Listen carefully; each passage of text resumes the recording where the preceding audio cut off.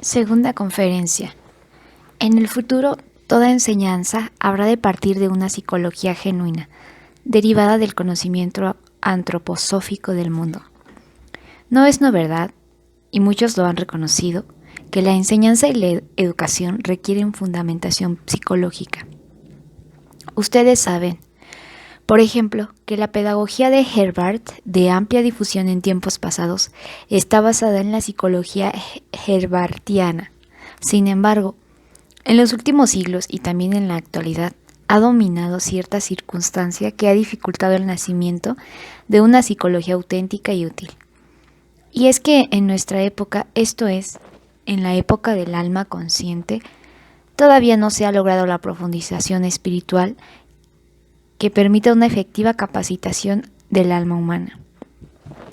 A la vez que se han vuelto anódinos y huecos, en mayor o menor grado, los conceptos psicológicos postergados de la cuarta época post-Atlante. El que hoy coja un libro sobre psicología o cualquier libro que manipule conceptos psicológicos, se dará cuenta de que esas obras no encierran ningún contenido sustancioso. Producen la sensación de que los psicólogos tan solo juegan con los conceptos.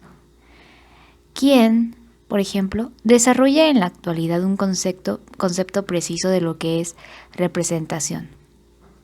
Busquen ustedes en los libros de psicología o educación cómo se define la representación o la voluntad. Esas definiciones no pueden dar una idea de lo que es la representación ni de lo que es la voluntad. Y es que desde luego, por ineludible y exterior necesidad histórica, se ha venido omitiendo por completo vincular al hombre individual con la totalidad del universo. No se ha comprendido la relación entre lo anímico del hombre y el cosmos cuyo seno vive. Solo cuando se enfoque la relación del hombre individual con el universo llegaremos a tener una idea apropiada de la identidad hombre. Estudiemos pues más de cerca lo que comúnmente se llama representación, pues si nos incumbe desarrollar en los niños la capacidad de representar, de sentir y de querer, hemos de empezar por adquirir un concepto preciso de lo que entendemos por aquella palabra. Quien sin prejuicios contemple lo que vive en el hombre como representación, se percatará inmediatamente de la cualidad de imagen que posee. En verdad, la representación es imagen, lo que implica que quien busque en ella una cualidad óntica, es decir, los atributos de una existencia real, se entrega a una verdadera ilusión. Preguntemos, ¿qué sería la representación para nosotros si tuviera categoría de ser? No cabe duda de que también llevamos en nuestro interior elementos ónticos, empezando con los corporales. Tomemos, por ejemplo, los ojos, un elemento óntico, la nariz, otro elemento óntico, el estómago, un tercer elemento óntico. Fácil es deducir que precisamente por vivir en esos elementos ónticos, no podemos utilizarlos para representar. Con nuestra propia naturaleza, nos vertemos en estos elementos ónticos, identificados con ellos.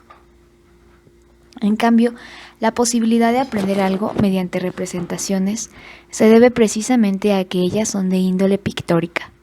No se confunden con nosotros como si nosotros existiéramos en ellos. Propiamente, las representaciones no son en sí, solo son imágenes. En las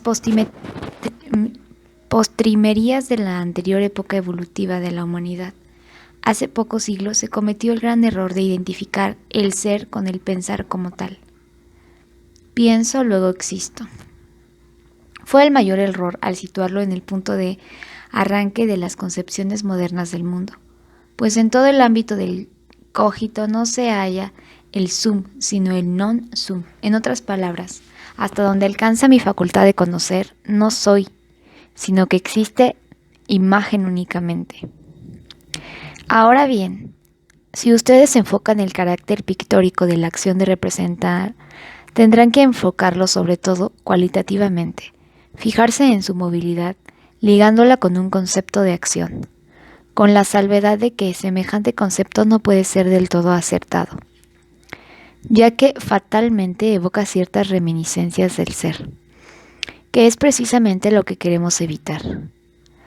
A este respecto, conviene tener presente que incluso el acto mental no pasa de actividad pictórica, de modo que todo movimiento en el reino de las representaciones no es sino movimiento de imágenes. Sin embargo, toda imagen ha de ser imagen de algo, no puede ser mera imagen en sí. Si ustedes traen a colación las imágenes producidas por un espejo, podrían decir, aunque es cierto que ellas parten del espejo, nada existe detrás del espejo, sino en otra parte, sin conexión con él. El espejo nada tiene que ver con lo que se refleja en la superficie. Se limita a reflejarlo. Si en este preciso sentido reconocemos el carácter pictórico de la acción de representar, hemos de preguntarnos, ¿de qué es imagen? Sobre ello no puede informarnos ciencia oficial alguna, tan solo la ciencia de orientación antroposófica. La acción de representar es imagen de todas las existencias que hemos vivido antes de nuestro nacimiento o antes de nuestra concepción respectivamente. Para llegar a una captación genuina de la acción de representar, habrá que tener en cuenta el haber vivido semejante vida prenatal. Y así como las imágenes reflejas ordinarias se generan como imágenes reflejadas en el espacio, así también nuestra vida prenatal entre la muerte anterior y el nuevo nacimiento se refleja en nuestra vida actual, reflexión que es acción de representar.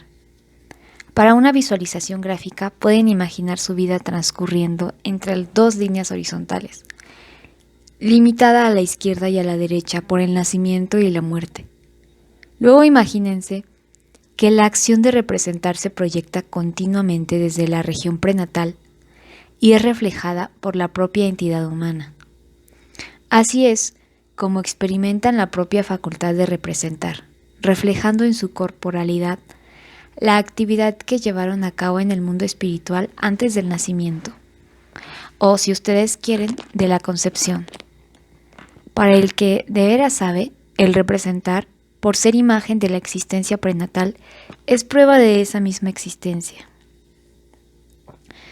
Por de pronto quise presentarles esto simplemente como idea, ya nos ocuparemos de comentarla, y así llamar su atención sobre el hecho de que de esta manera nos sobreponemos a las explicaciones semánticas de los libros de texto de psicología o pedagogía. Y si nos hacemos cargo de que el representar es reflejo de la actividad que nuestra alma ha llevado a cabo en el mundo puramente espiritual, antes del nacimiento o la concepción, llegamos a una captación genuina de lo que es acción representativa. Todas las demás definiciones de la representación no sirven para nada, ya que no nos proporcionan una idea exacta de su función dentro de nosotros.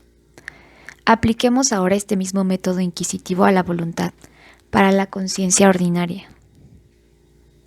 La voluntad es sumamente enigmática. El psicólogo no la domestica, simplemente porque se le presenta como algo muy real, carente propiamente de contenido.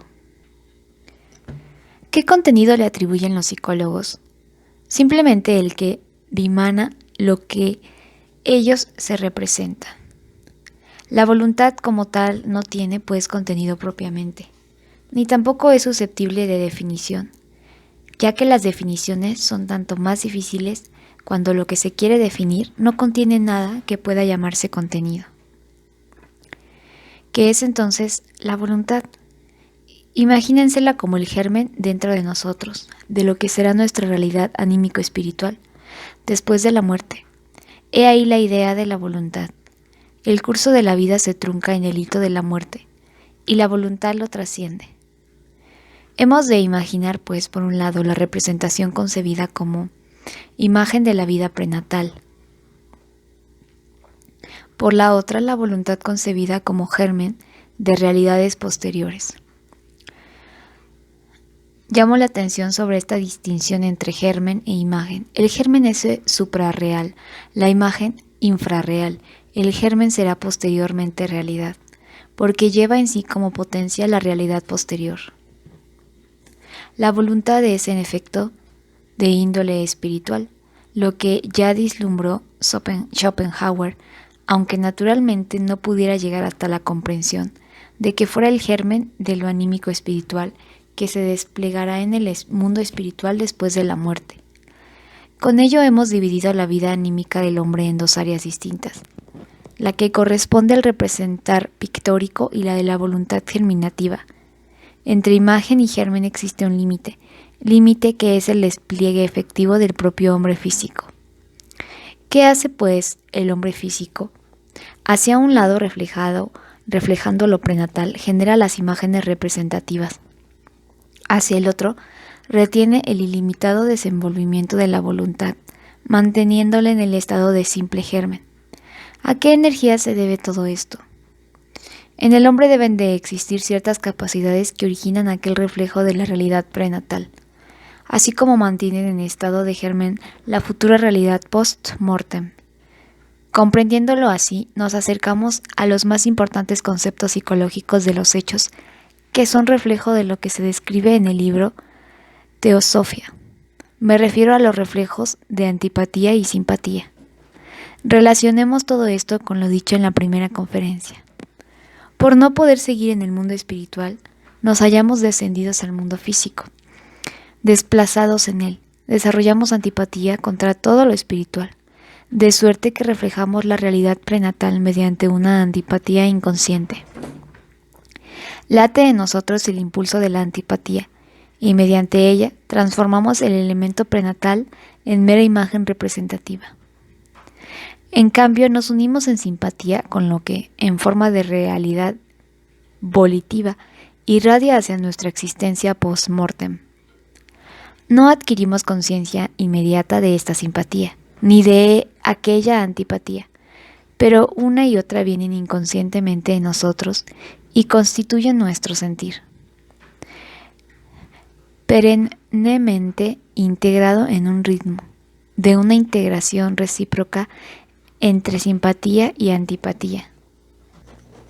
Desarrollamos dentro de nosotros nuestro mundo emotivo, rejuego continuo como sístole y diástole de simpatía y antipatía.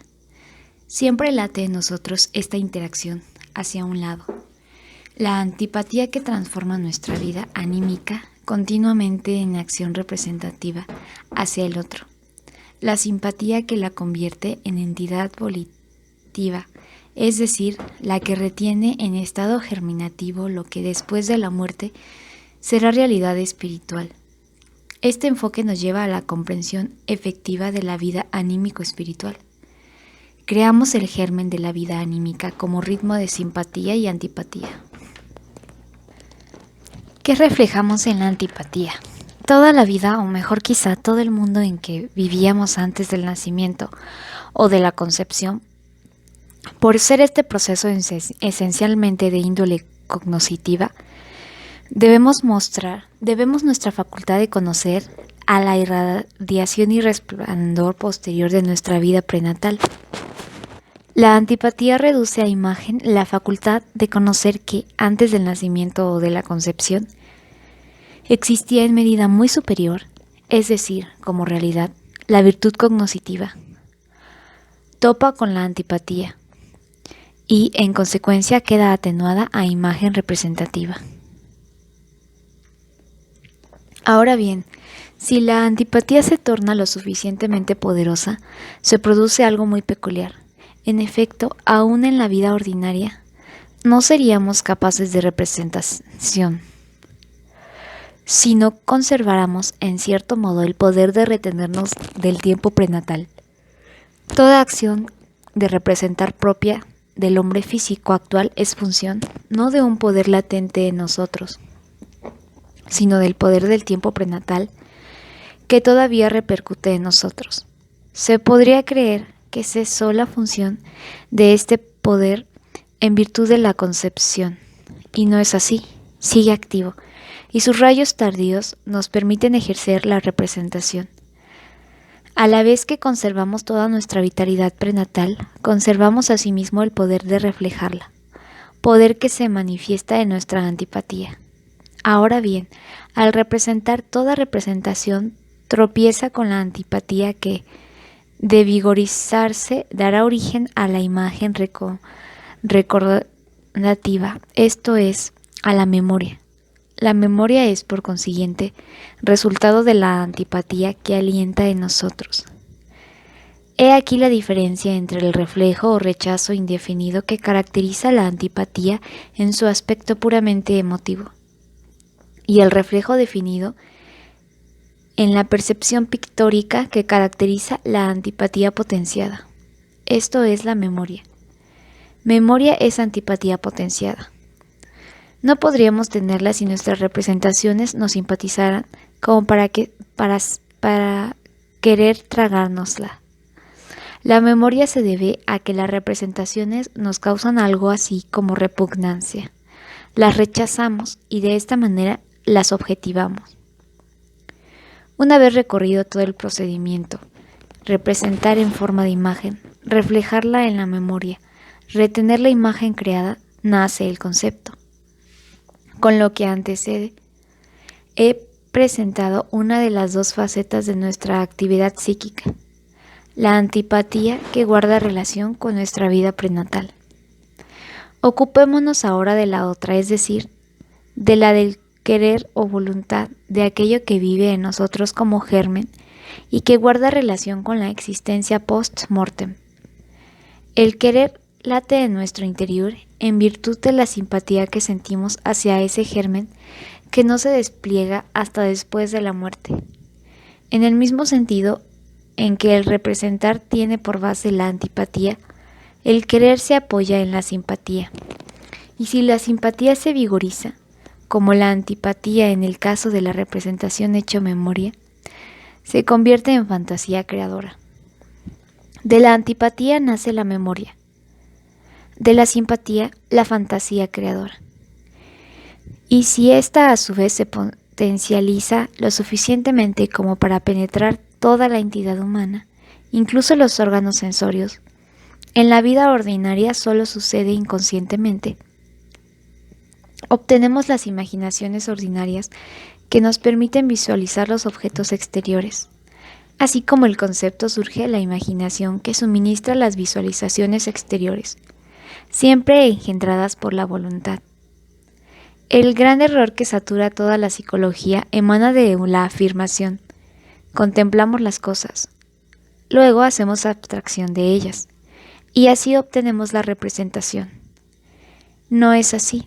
El que, por ejemplo, la tiza nos produzca la sensación de blanco se debe a la aplicación de la voluntad que, pasando por simpatía y fantasía creadora, se torna imaginación. En cambio, si formamos un concepto, este tiene un origen totalmente distinto, ya que nace de la memoria por abstracción. Con lo que antecede queda descrito lo anímico. No es posible captar la entidad humana si no se aprehende la diferencia entre el elemento simpático y el antipático del hombre.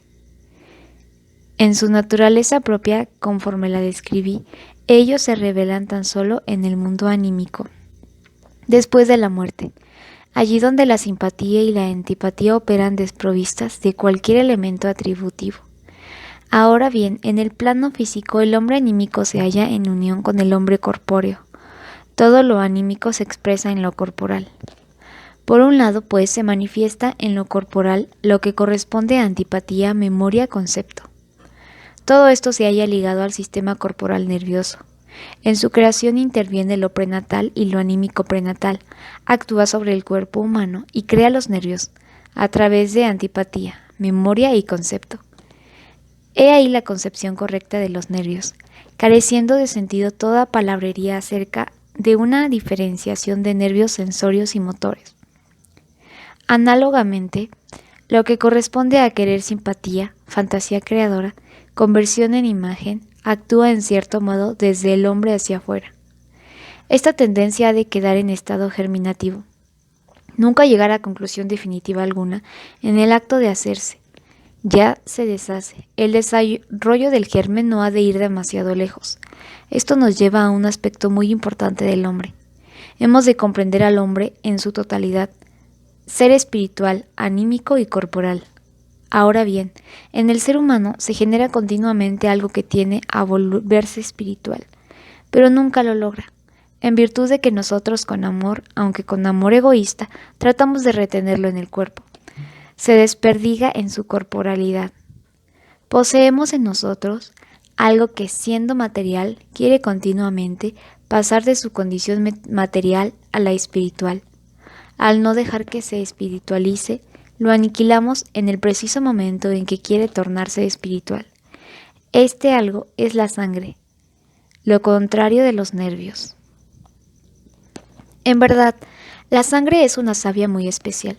Si pudiéramos eliminarla del cuerpo humano sin que perdiera su condición sanguínea y sin quedar entonces aniquilada por los demás agentes, todo ello imposible de realizar dentro de las condiciones terrestres se escaparía en forma de espíritu.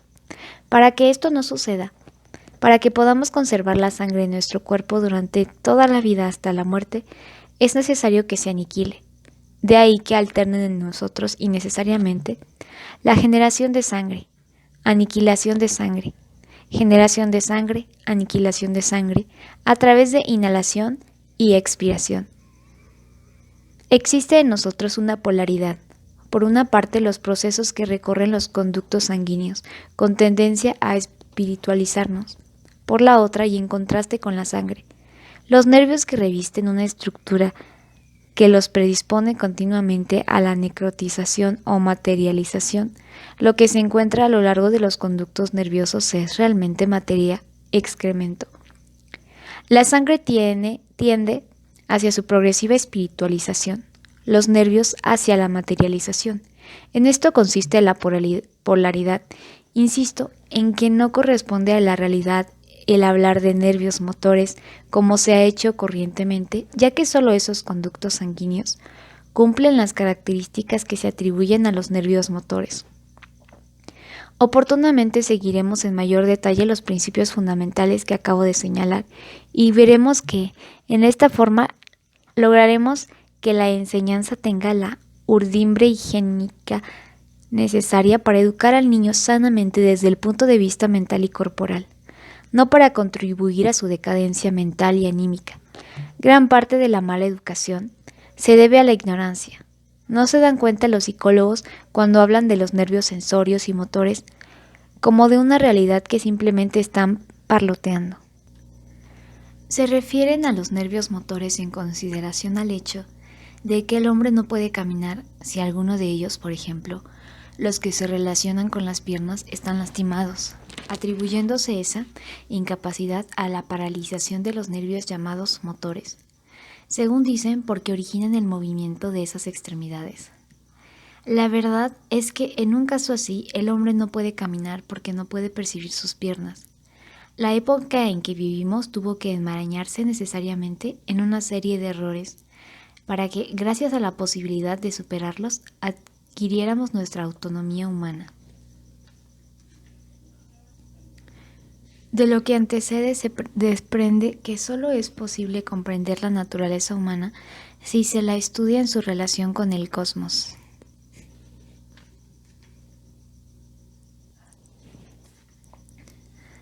En efecto, toda representación nuestra está presente lo cósmico. En el cosmos morábamos antes de nacer, y lo que vivíamos entonces se refleja ahora en nosotros. Lo que en nosotros alienta inconscientemente se manifiesta, pletórico de conciencia, en el conocimiento superior del cosmos. Ahora bien, la simpatía y antipatía, a las que antes hicimos referencia, se manifiestan en nuestro cuerpo de triple manera. Existen 3 focos donde ellas se entrecruzan. Todos los lugares donde la actividad nerviosa se halla interrumpida, es decir, donde hay salto, son focos de interacción de simpatía y antipatía. Uno se encuentra en la cabeza, en donde por la sinergia de la sangre y nervios nace la memoria. Otro está situado en la médula espinal. Por ejemplo, cuando hay un nervio aferente hacia una de las apófisis posteriores y otro eferente saliendo de la apófisis anterior, y finalmente el tercero se encuentra en los nódulos ganglionares que se hallan inmersos en el sistema nervioso del gran simpático. En verdad, no estamos hechos en forma tan sencilla como suele creerse. En 3 lugares de nuestro organismo, a saber, en la cabeza, el tórax y en el abdomen, hay regiones limítrofes donde topan la antipatía y la simpatía, en lo tocante a percibir y querer.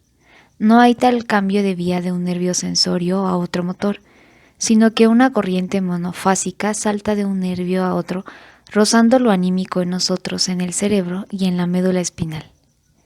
En estos puntos de interrupción nerviosa nos hallamos insertados con simpatía y antipatía, en lo anímico, y lo mismo acontece allí donde los ganglios se forman en el sistema nervioso simpático.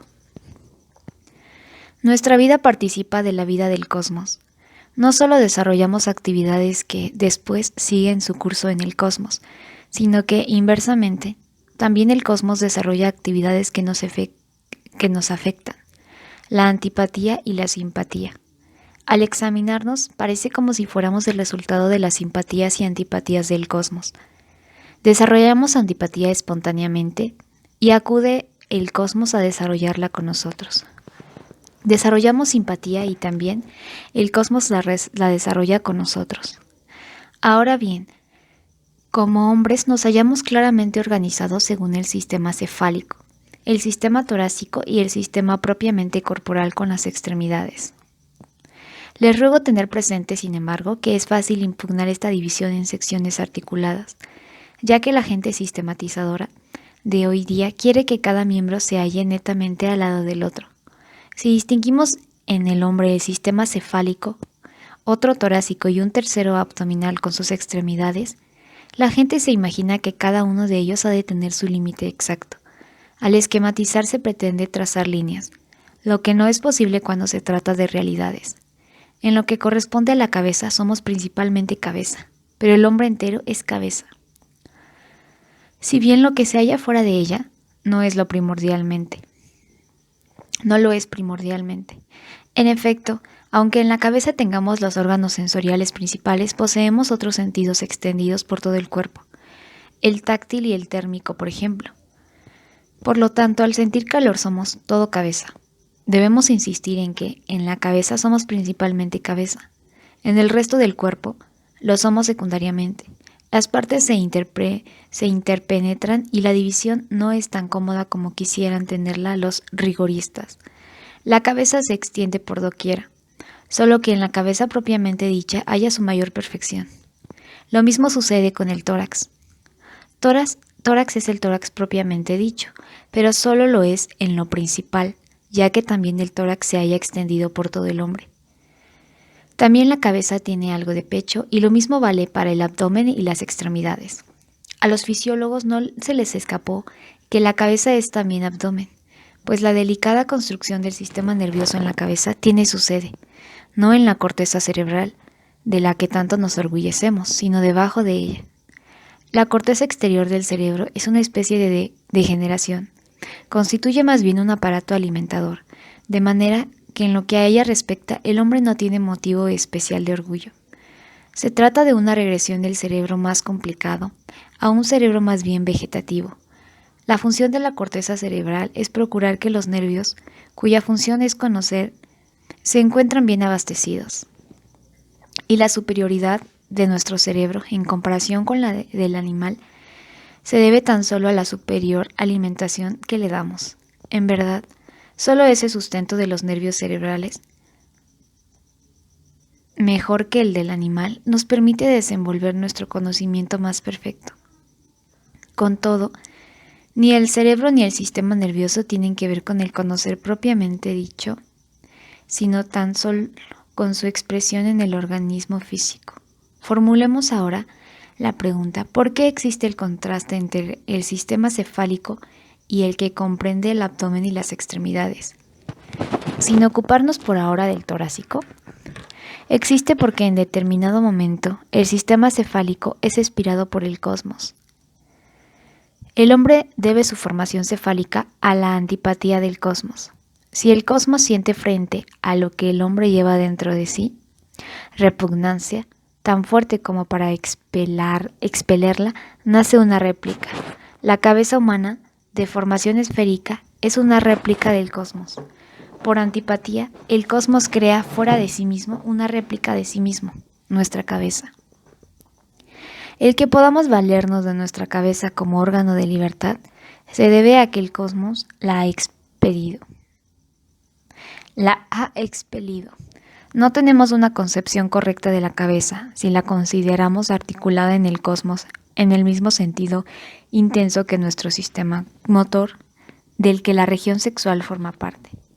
Este sistema motor, si está injertado en el cosmos y éste lo atrae, el cosmos siente simpatía hacia él, lo mismo que siente antipatía hacia la cabeza. En la cabeza, nuestra propia antipatía y la del cosmos colisionan.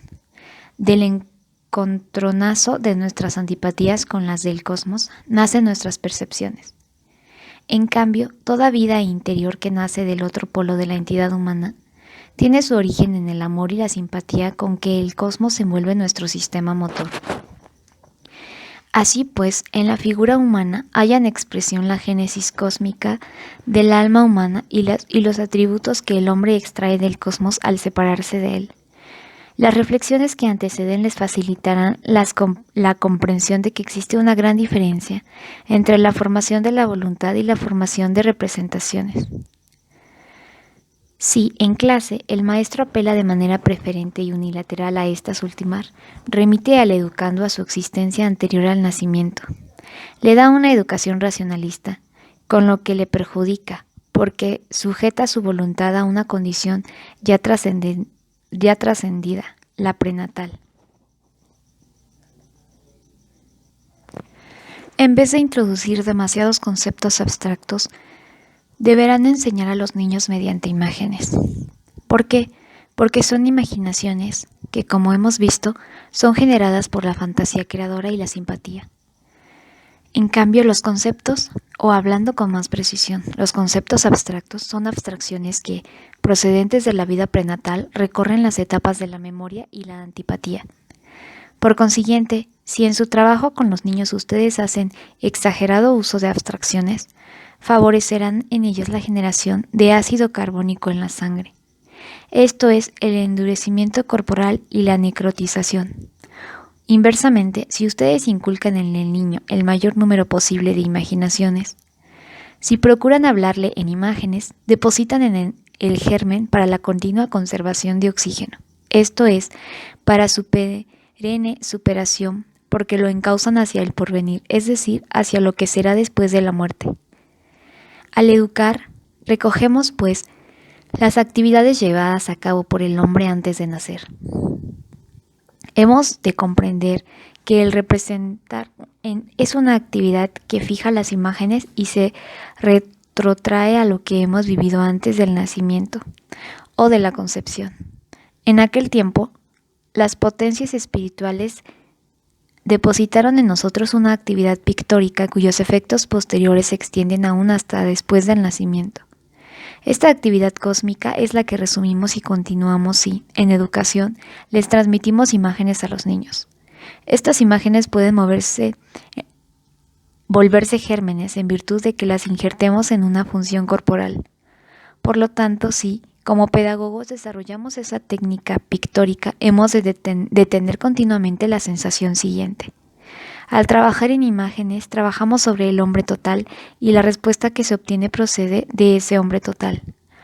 La convicción de que en toda educación provocamos una especie de continuación de la actividad suprasensible que hay antes del nacimiento, esa convicción, recogida en el sentimiento, imparte a toda educación la devoción sin la cual es posible educar.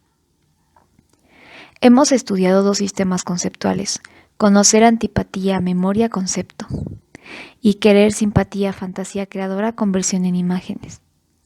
La aplicación práctica de estos dos sistemas nos ayudará para el mejor cumplimiento de nuestro cometido pedagógico.